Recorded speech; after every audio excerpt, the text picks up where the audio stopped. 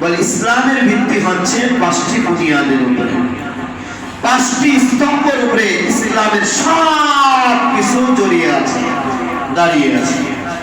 সেই 5টি স্তম্ভের নাম হচ্ছে, 1 নম্বর হলো ঈমান। আর ঈমান ছাড়া কেউ জান্নাতে যেতে পারবে না। 2 নম্বর স্তম্ভ হলো নেক আমল। আর নেক আমলের মধ্যে সবচেয়ে উত্তম যে নেক আমল, সেই নেক আমলের নাম হলো সালাত, নামাজ, 5 ওয়াক্ত নামাজ। ওয়া ইকামিস সালাত 2 নম্বর স্তম্ভ। 3 নম্বর স্তম্ভ হলো ওয়া ইকামিস সালাত ওয়া ইতাইস যাকাত। 3 নম্বর হলো যাকাত। যাদের আল্লাহ তাআলা যাকাত ফরজ করেছে তারা তাদের সম্পদকে পরিপূর্ণভাবে হিসাব করে যাকাত দিবে। 4 নম্বর হচ্ছে হজ। যাদের উপরে হজ ফরজ হয়েছে তারা হজ করবে। 5 নম্বর হচ্ছে সাওমে রমাদান, প্রতি বছর মাহে রমজানের রোজা রাখা। তাহলে ইসলামের স্তম্ভ কয়টা? 1 নম্বর ঈমান, 2 নম্বর হচ্ছে নামাজ, 3 নম্বর হচ্ছে যাকাত, 4 নম্বর হচ্ছে হজ, 5 নম্বর মাহে রমজানের রোজা। এই 5টা বুনিয়াদের উপরে, স্তম্ভের উপরে ইসলামের সব কিছু জড়িয়ে আছে, এর উপরে দাঁড়িয়েছে। এটাকে একটা তাবুর সাথে তুলনা করা হয়েছে। একটা তাবু যেরকম দাঁড় করানোর জন্য কি লাগে? 5টা স্তম্ভ লাগে, খুঁটি লাগে। যেমন 4 কোণায় 4টে, আর মাঝখানে ওটাকে দাঁড়ি করে সোজা করে রাখার জন্য মাঝখানে একটা স্থান। মাঝখানেটা না হলে যেরকম একটা সামিয়ানা হয়ে যায়, ঘর হয় না। তাদের উপরে মাঝখানেটা ইম্পর্টেন্ট, সেটার নাম হলো ঈমান। কি বলছেন? ঈমান। ঈমান না থাকলে নামাজ পড়লে দাম নাই, যাকাত দিলে দাম নাই, হজ করলে দাম নাই, কুরবানি করলে দাম নাই, রোজা রাখলে দাম নাই। যখন ঈমান আছে, সব আমল কম করলেও যদি ইখলাসের সাথে করা হয়, ওটা আল্লাহর কাছে দামি হয়ে যায়। ঠিক না বেঠিক? এমনি ভাবে ঈমানের পরে যে 4টি বুনিয়াদ, নামাজ, যাকাত, হজ, রোজা, এই 4টা হলো ঘরের 4 কোণার খুঁটি। একটা পড়ে গেল, ঘর থাকবে কিন্তু ত্রুটি। কি থাকবে? ত্রুটি। এটা হাইট সুন্দর দেখা যাবে। 2টা ছুটে গেল কিন্তু ঘর ঠিক থাকবে, সুন্দর দেখা যাবে। সুন্দর পরিপূর্ণভাবে ইসলামের মধ্যে ঢোকার জন্য, পরিপূর্ণ ইসলামের মধ্যে থাকার জন্য এই 5টা স্তম্ভকে পুঙ্খানুপুঙ্খানুভাবে আদায় করতে হবে। বুঝতে পারছেন? তাহলে এই 5টা বুনিয়াদের মধ্যে 4th নম্বরের নাম হলো হজ। কি নাম বলেন? হজ। আল্লাহ তাআলা বলেন, ওয়ালিল্লাহি আলান নাসি হিজ্জুল বাইত মান ইসতাতা ইলাইহি সাবিলা। হজ করব শুরু কার জন্য? আল্লাহর জন্য। হজ কার জন্য? আল্লাহর জন্য। যারা আল্লাহর জন্য একমাত্র, শুধুমাত্র, কেবলমাত্র আল্লাহর জন্য হজ করার ইচ্ছা, যারা আমরা আল্লাহর জন্য হজ করব, ওয়ালিল্লাহি আলান নাস হিজ্জুল বাইত, আল্লাহর ঘরে আমরা যারা যাব একমাত্র আমার আল্লাহকে সন্তুষ্ট করার জন্য। ওয়ালিল্লাহি আলান নাস হিজ্জুল বাইত মান ইসতাতা ইলাইহি সাবিলা, যাদের আল্লাহর ঘর পর্যন্ত যাওয়ার সুযোগ আছে, পয়সা আছে, অর্থ আছে, সব কিছু আছে, তারা যেন আল্লাহকে সন্তুষ্ট করার জন্য আল্লাহর ঘরে হজ করার জন্য চলে যায়। যাদেরকে আল্লাহ সমর্থন দিয়েছে, সুস্থতা দিয়েছে, যারা হজ করতে পারবে, সমর্থন আছে, তারা যেন আল্লাহর সন্তুষ্টি অর্জন করার জন্য, হজ করার জন্য আল্লাহর ঘর পর্যন্ত চলে যায়। যারা আল্লাহর ঘর হজ করার জন্য যাবে, আমার নবী বিশ্ব নবী রাহমাতুল লিল আলামিন বলেন, আন আবি হুরায়রা রাদিয়াল্লাহু তাআলা আনহু قال قال رسول الله صلى الله تعالى عليه وسلم الحج مبرور ليس له جزاء إلا الجنة الحج المبرور ليس له جزاء إلا الجنة যারা আল্লাহর জন্য হজ করবে যাদের হজ্জে মাবরুর হবে আল্লাহর কাছে মকবুল হবে আল্লাহর কাছে মকবুল হবে আল্লাহর কাছে কবুল হবে যার হজ আল্লাহর কাছে কবুল হবে লাইসা লাহু জাযাউন ইল্লাল জান্নাহ এটার বিনিময়ে জান্নাত ছাড়া আর কিছুই নয় যাদের হজ আল্লাহর দরবারে কবুল হয়ে যাবে এই হজের বিনিময় এই হজের পারিশ্রমিক এই হজের উজরত একমাত্র হচ্ছে জান্নাত জান্নাত ছাড়া আর কিছুই নয় তাহলে এখন আমাদের সেই হজটা কেমন হতে হবে বলে আল্লাহ তাআলা যেভাবে কবুল করবে এমন হজ হতে হবে ঠিক না ঠিক মান হাজ্জা লিল্লাহ ফালাম ইয়ারফুস ওয়ালাম ইয়াফসুক রাজা কায়াউমিন ওয়ালাদাতহু উম্মুহু عن أبي هريرة رضي الله تعالى عنه قال قال النبي صلى الله عليه وسلم من حج لله فلم يرفث ولم يفسق رجع كيوم ولدته أمه যার হজটা একমাত্র আল্লাহর জন্যই হবে মান হাজ্জা লিল্লাহ যার হজ শুধুমাত্র আল্লাহর জন্যই হবে ফালাম ইয়ারফুস ওয়ালাম ইয়াফসুক রাজা কায়াউমিন ওয়ালাদাতহু উম্মুহু বলে যে হজের মধ্যে কোনো ঝগড়া নাই যে হজের মধ্যে কোনো ফাসাদ নাই যে হজের মধ্যে কোনো গীবা শিকায়েত নাই যে হজের মধ্যে কোনো মারামারি নাই যে হজের মধ্যে চুগলখড়ি নাই যে হজের মধ্যে গীবা শিকায়েত নাই যে হজ একমাত্র গুনাহমুক্ত যে হজের মধ্যে গুনার লেশমাত্র নাই ফালাম ইয়ারফুস ওয়ালাম ইয়াফসুক কোনো গুনাহ করে নাই এমন হজ যার হবে মান হাজ্জা লিল্লাহ ফালাম ইয়ারফুস ওয়ালাম ইয়াফসুক রাজা কায়াউমিন ওয়ালাদাতহু উম্মুহু ওই ব্যক্তি হজ করে খানায় কাবা থেকে বাড়ি ফিরে আসবে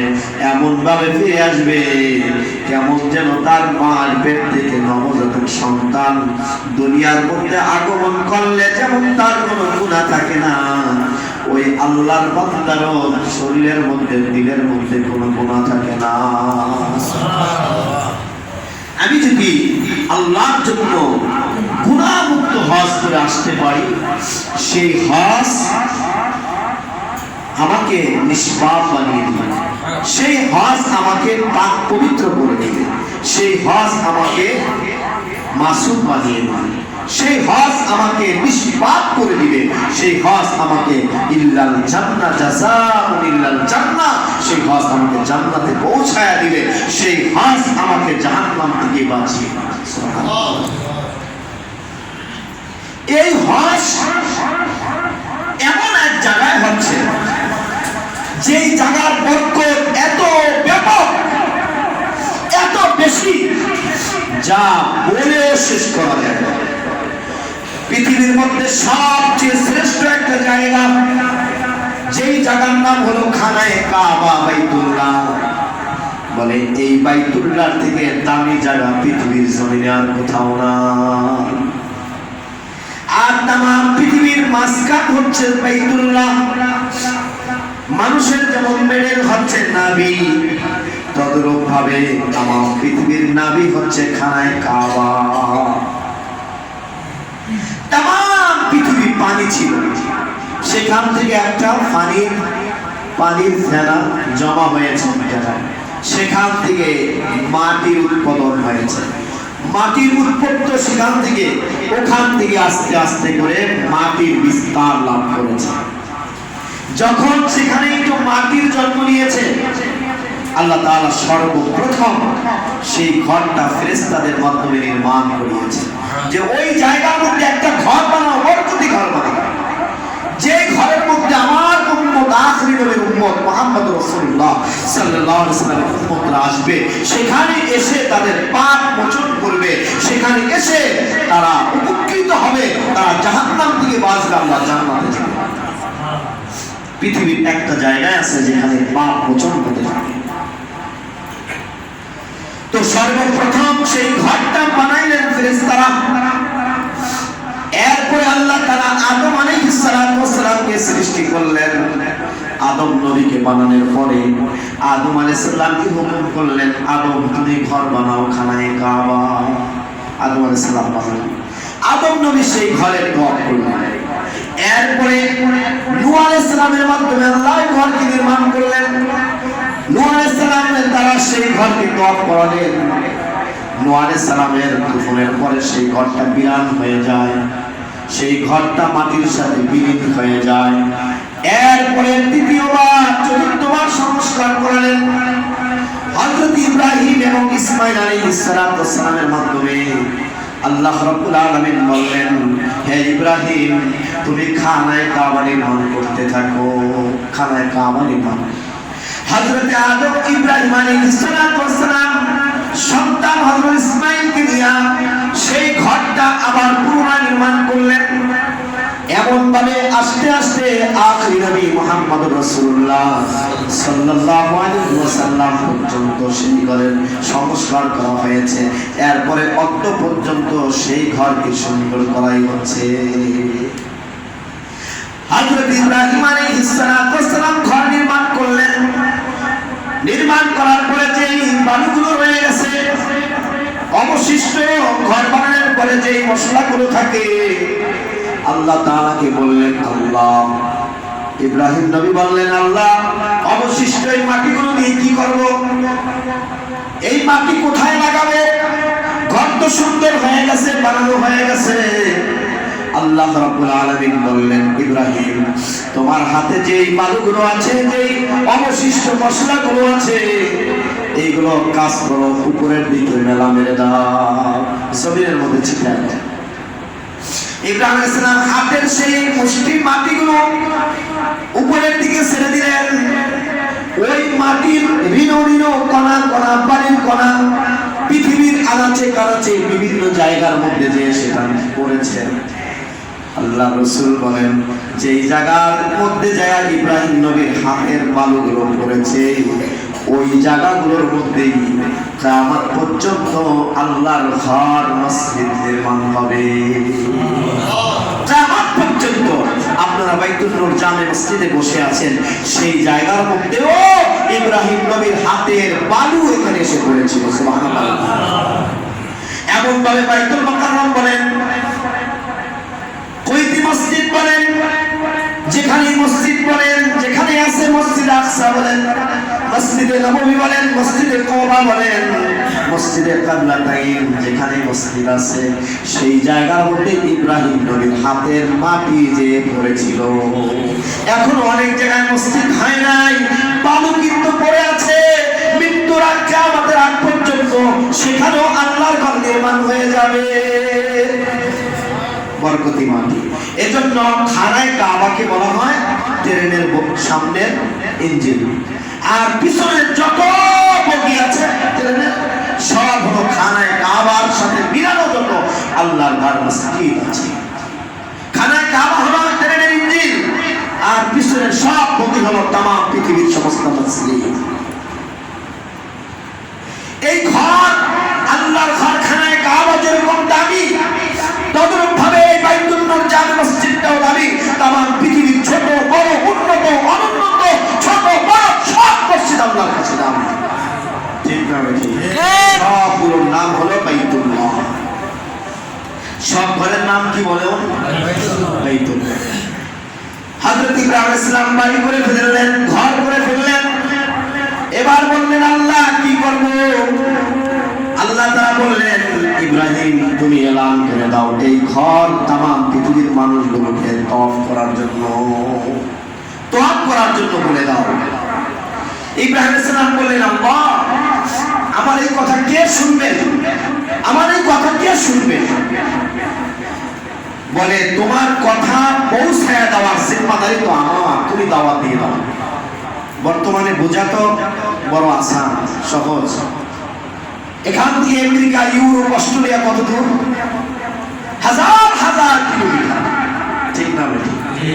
কিন্তু আমার থেকে, এখান থেকে ফোনে কথা বললে আমার ভাই, আমার বন্ধু, আমার ছেলে যেখানে থাকুক না কেন, যদি তার পার্সোনাল নাম্বার আমার কাছে থাকে, 1 মিনিটেরও প্রয়োজন নাই তার থেকে খবরাখবর নেওয়া, ঠিক না? যেখানে কোনো তার নাই, কোনো কিচ্ছু নাই, এরপরেও যদি এক প্রান্ত থেকে অপর প্রান্তের খবর 1 সেকেন্ডের মধ্যে নেওয়া যায়, বর্তমান পদ্ধতি। এটা তো মানুষের বানানো, মানুষের মেধা, এটাও তো আল্লাহ তাআলা দিয়েছে। আল্লাহ তাআলা কি ইব্রাহিম নবীর আওয়াজ তামাম পৃথিবীর সমস্ত মানুষের কাছে পৌঁছে দিতে পারেন না? ইব্রাহিম আলাইহিস সালাম দাওয়াত করে দিলেন, ঘর বানানো হয়েছে, এই ঘরটা তৈরি করার জন্য আল্লাহ তাআলা সমস্ত মানুষের কানের মধ্যে পৌঁছায়া দিলেন। আর কিয়ামত পর্যন্ত মানেওয়ালা যত মানুষ আসবে, সমস্ত মানুষগুলোর রূহ আল্লাহ তাআলা আলমে আরওয়াহ, রূহের জগতে রেখে দিয়েছে। আপনার রূহ ছিল, আমার রূহ সেখানে ছিল। এখন পর্যন্ত কিয়ামত পর্যন্ত যারা আসে নাই, তাদের রূহ এখনো আলমে আরওয়াহে জমা আছে। সকলের কাছে আল্লাহ তাআলা পৌঁছায় দেন।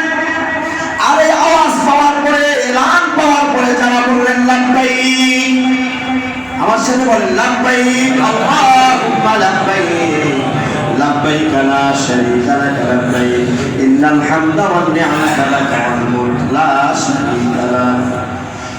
এই শব্দ যারা বলেছে, লাব্বাইক যে যতবার বলেছে, আল্লাহর ঘর খানায় কাবা আল্লাহ তাকে ততবার নিয়ে যান। সুবহানাল্লাহ।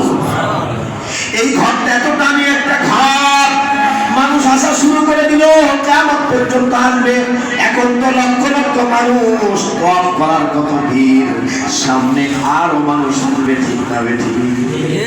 যত মানুষ দুনিয়ার মধ্যে বাড়বে, তত মানুষের সংখ্যা খানায় কাবায় যাওয়া বেড়ে যাবে।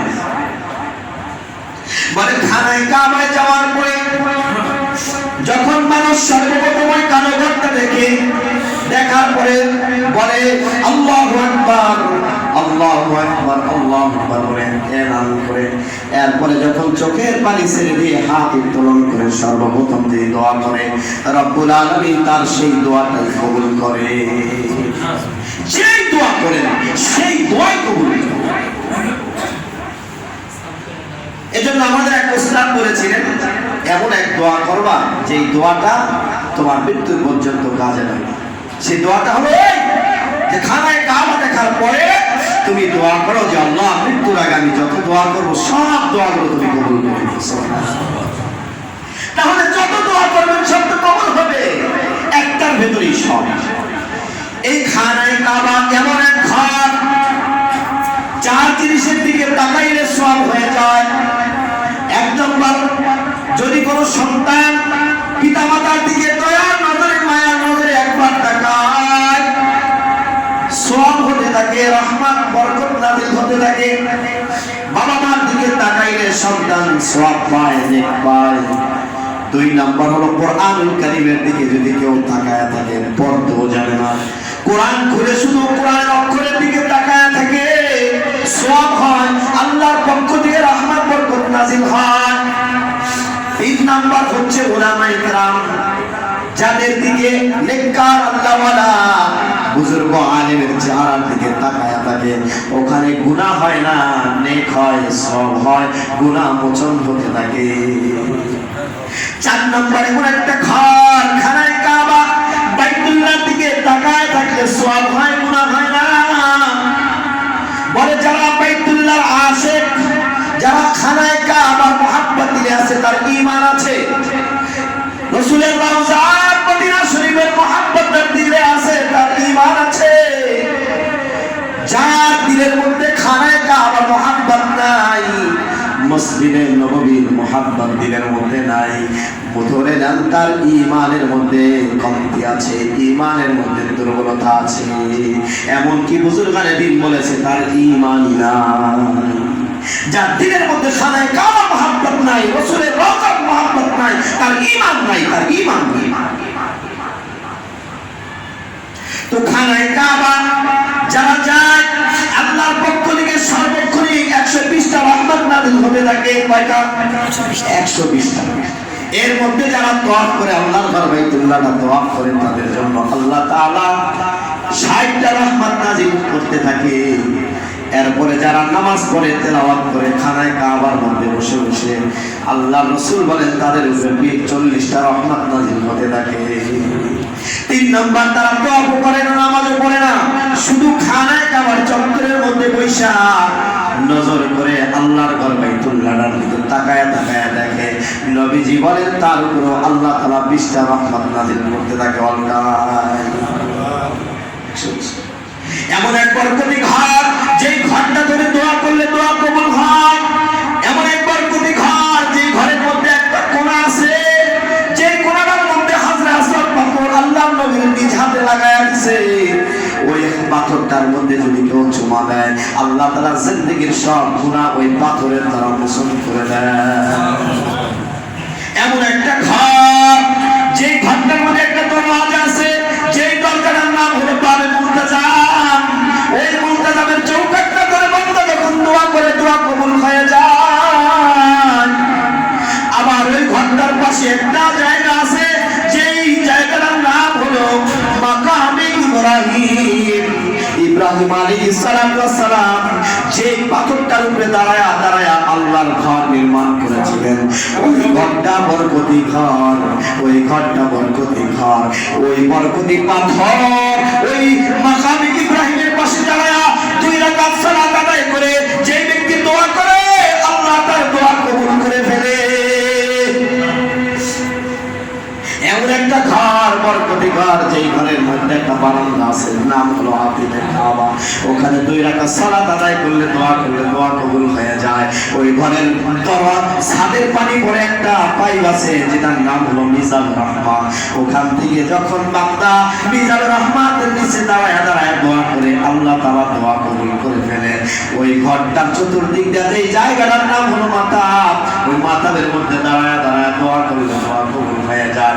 অর্থাৎ খানায় কাবা এমন একটা বরকতি ঘর, যে বরকতি ঘরের সব জায়গায় হলো দোয়া কবুল আর বান্দার গুনাহ মোচন হয়ে যায়। যদি কেউ 1 রাকাত নামাজ পড়ে, 1 রাকাত নামাজের বরকতে আল্লাহ 1 লক্ষ রাকাত নামাজের সওয়াব দান করে দেন। যদি কেউ একটা হজ করতে পারে আল্লাহ তাকে 1 লক্ষ হজ করার সওয়াব তার আমলের মধ্যে দান করে দেন। 1 মাস যদি রমজানের রোজা রাখতে পারে, সেখানে বসে 1 লক্ষ মাস রোজা রাখার সওয়াব আল্লাহ তাকে দান করে দেন। এমন এক বরকতি জায়গা, যেই জায়গার মধ্যে আল্লাহ রাব্বুল আলামিন এমন একটা ময়দান রেখে দিয়েছে, যে ময়দানের নাম হলো আরাফার ময়দান। বান্দা যখন গুনার জন্য মাপ চায়, আরাফার ময়দানে বান্দার সব গুনাহ মাফ করে দেয়। এমন এক বরকতি জায়গা, যেই জায়গার মধ্যে একটা জায়গার নাম আছে মুজদালিফা। এমন এক জায়গা, যেই জায়গার মধ্যে একটা জায়গার নাম আছে মিনা। এমন একটা জায়গা, যেই জায়গার মধ্যে আছে একটা নাম হলো জামারাত। প্রত্যেকটা জায়গায় আমার নবী বিশ্ব নবী রাহমাতুল লিল আলামিনের কদম পড়েছে। আমার নবী সেখানের মধ্যে গিয়েছে। শুধু আমার নবী না, আদম নবীর থেকে নিয়ে কিয়ামত পর্যন্ত যত নবী এসেছিলেন সব নবীদেরকে আল্লাহ তাআলা ওই জায়গার মধ্যে তওয়াফ করাইছেন। শুধু নবীরা না, কিয়ামত পর্যন্ত যত ওলি বুজুর্গ আল্লাহ ওয়ালারা আসবেন তাদেরকে আল্লাহ ওই বরকতি জায়গার মধ্যে নিয়ে যাবে। এমন এক বরকতি জায়গা, যেই জায়গা আশিক হতে হবে, মহব্বত দিলের মধ্যে থাকতে হবে। বলে হজ কাকে বলা হয়? হজ বলা হয় নির্দিষ্ট মাসে 5টি জায়গার ভেতরে 9টি কাজ 5 দিনে করার নাম হলো হজ। হজের মাসে 5 জায়গায়, আরাফা, মিনা, মুজদালিফা, খানায়ে কাবা, বাইতুল্লাহ, জামারা, এই 5টা জায়গায় 5 দিন, 8, 9, 10, 11, 12, 5 দিনে 9 আমল করার নাম হলো হজ। 3টা ফরজ, 6টা ওয়াজিব। 3টা ফরজ হলো, 1 নম্বর হলো নিয়ত, ইহরাম বাঁধা নিয়ত করা। 2 নম্বর উকুফ আরাফা, আরাফার ময়দানে অবস্থান করা। 3 নম্বর খানায়ে কাবা, বাইতুল্লাহ তওয়াফ করা। 3টা ফরজ। 6টা ওয়াজিব। 1 নম্বর মুজদালিফা রাত উদযাপন করা। 2 নম্বর 3 দিন জামাতে পাথর মারা। 3 নম্বর হইতেছে কুরবানি করা। 4 নম্বর হলো মাথা মুন্ডন করা। 5 নম্বর হচ্ছে সাফা মারওয়া সাই করা। 6 নম্বর হচ্ছে হলো বিদায় তওয়াফ। এই 9 আমল এর নাম হলো হজ। যারা এই হজ করবে, আল্লাহ রাসূল কি বলছেন? আল হাজ্জু লাইসা লাহু জাযাউন ইল্লাল জান্নাহ, এটার বিনিময় জান্নাত ছাড়া কিছুই হতে পারে না, একমাত্র জান্নাত। এজন্য মেরে দোস্ত, আল্লাহ তাআলা আমাদের যাদেরকে তৌফিক দিয়েছেন তারা আমরা ইনশাআল্লাহ অতি তাড়াতাড়ি হজ করব। এটা গুরুত্বপূর্ণ একটা আমল। আল্লাহ রাসূল বলেছেন যাদের উপর হজ ফরজ হয়েছে, হজ করে নাই সে ইহুদি হয়ে মারা যাক, নাসারা হয়ে মারা যাক, আমি নবীর কোনো দেখার বিষয় নয়। বলে এখন হজ ফরজ হয় কয় টাকা হলে? অনেকে মনে হয় কোটি কোটি টাকা হলে হজ ফরজ। বলে না, যদি কাউর নিকটে 40 দিন তার সংসারে যেগুলো লাগবে, খাবার, সন্তানের লেখাপড়ার পয়সা, যা কিছু সংসার চালাইতে লাগে 40 দিন, এটা বাজার সবাই করে দিয়ে, ফ্যামিলিকে টাকা দিয়ে, খানায় কাবা যাওয়া আসার পয়সা কাউর কাছে থাকে, তার উপর হজ ফরজ। অর্থাৎ কাউর কাছে 6 লাখ টাকা জমা হলে তার উপর হজ ফরজ হয়ে যায়। মৃত্যুর আগ পর্যন্ত তার উপর হজ ফরজ, আর কোনোদিন হজ কি হবে না, সাকেত হবে না। এখন চিন্তা করে দেখি আমাদের কাছে 6 লাখ আছে না? আছে না ভাই? সবার কাছে আছে। আমার মনে হয় তাহলে সবার কাছে থাকলে আমাদের উপরে সকলের উপর হজ ফরজ, সকলের উপর হজ। যদি করতে না পারি, আল্লাহ ধমক, সেই ইহুদি হয়ে মারা যাক, নাসারা হয়ে মারা যাক, আমার দেখার বিষয়। বা আমার কাছে এই বছর হজ ফরজ হয়েছে, আমি যাই নাই, আমি পরের বছর ফকির হয়ে গেছি, বা আমার অভাবগ্রস্ত হয়ে গেছে, অভাবগ্রস্ত হয়ে গেছে, রাসূলুল্লাহ সাল্লাল্লাহু আলাইহি ওয়াসাল্লাম বলেন তার থেকে হজ সাকেত হয় নাই, মৃত্যুর আগ পর্যন্ত তার হজ করা লাগবে। যদি সে না করে, তার আওলাদরা তাকে হজ করায় দেবে তার পক্ষে। চিন্তা করেছেন কত বড়।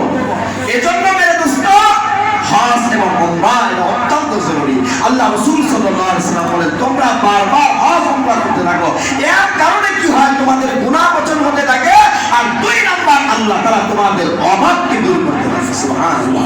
অভাব দূর করে দেন হজ করার দ্বারা, অভাব দূর করে দেন উমরা করার দ্বারা, অভাব দূর করে দেন এবং আল্লাহ গুনাহ মাফ করে দেন, নিষ্পাপ বানিয়ে দেন। এজন্য মেরে দোস্ত মনে করি আমার পয়সাটা বলে যেতেছে, চলে যেতেছে না, এটা আল্লাহ তাআলার ভান্ডারের মধ্যে জমা আছে। কি আছে? জমা আছে। এজন্য আমরা যাদের উপরে হজ ফরজ হয়েছে, আল্লাহর ঘর বাইতুল্লাহ যাব ইনশাআল্লাহ। এজন্য আল্লাহর ঘর, রাসূলের রওজার আশিক হতে হবে।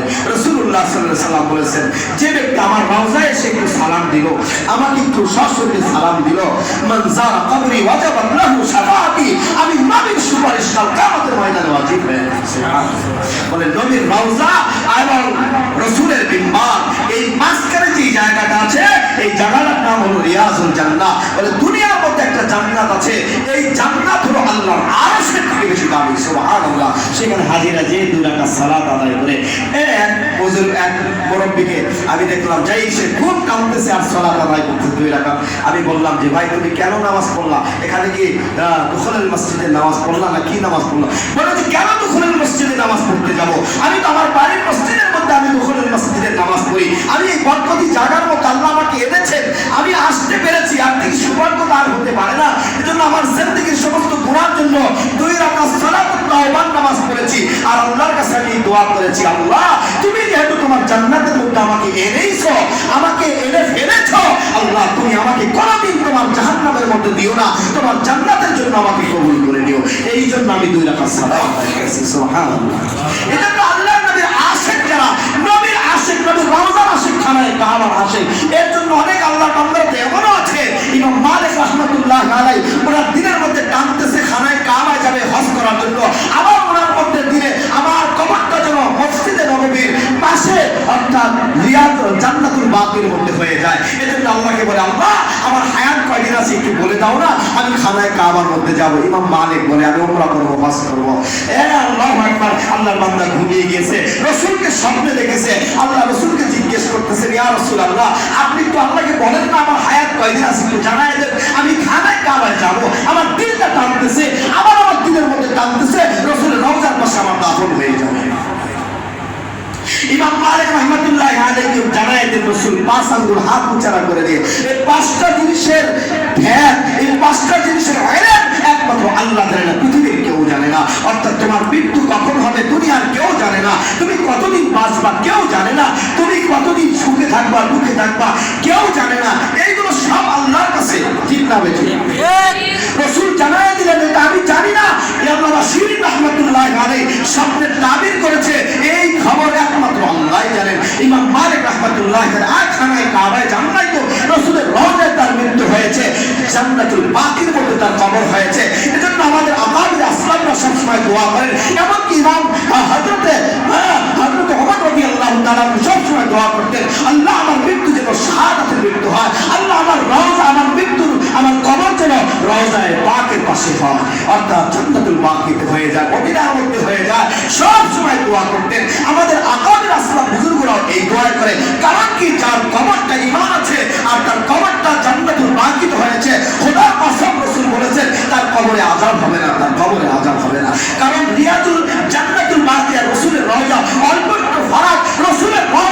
রাসূলের রওজার কাছাকাছি কবরগুলো, এখানে আযাব হবে, আল্লাহ রাসূল বরদাশত করতে পারবে না, কলিজাটা ফেটে যাবে। রাসূল তো এখনো তিনি জিন্দা, তিনি এখনো জান্নাত, এখনো রওজায় শুয়ে আছেন, রাসূল দেখবেন, এটা রাসূল সহ্য করতে পারবে না। এজন্য আল্লাহ তাআলা আল্লাহর নবীর দিকে তাকায়া আশপাশে যত কবর আছে সব কবরের আযাব আল্লাহ কিয়ামত পর্যন্ত বন্ধ করে দিয়েছেন। সুবহানাল্লাহ।